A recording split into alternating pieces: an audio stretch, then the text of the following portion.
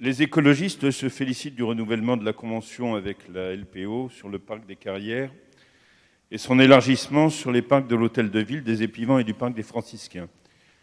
Pour ceux qui ne sont pas familiers avec cette association, la Ligue de protection des oiseaux lutte au quotidien pour la protection des espèces, la préservation des espaces, pour l'éducation et la sensibilisation à l'environnement.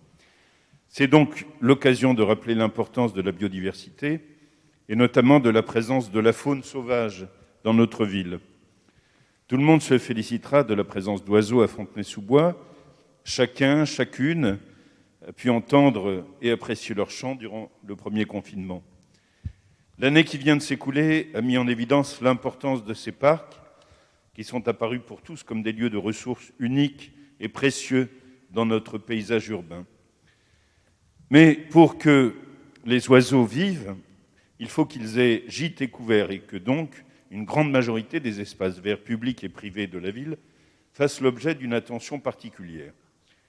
Par exemple, réaliser une fauche tardive et non plus de tonte répétée pour que les insectes et la microfaune puissent pulluler et les oiseaux s'en nourrir.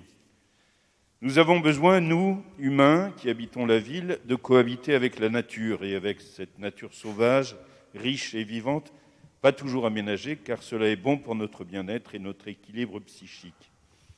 Aussi, la présence de la nature sauvage ne doit pas concerner que les parcs de notre ville.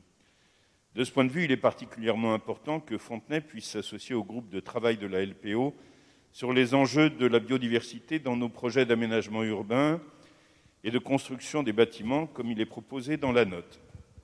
De même, il est important que la LPO et les services de la ville participent à l'effort de sensibilisation de tous les habitants et habitantes, comme partager et diffuser les bonnes pratiques de jardinage, d'entretien des pelouses, de taille des haies pour favoriser la vie des insectes et des oiseaux dans notre ville. Je voudrais rappeler d'ailleurs à ce titre qu'il est recommandé par la LPO d'arrêter de tailler les arbustes et les haies à partir du 15 mars et jusqu'à fin juillet, puisque c'est la période de nidification des oiseaux.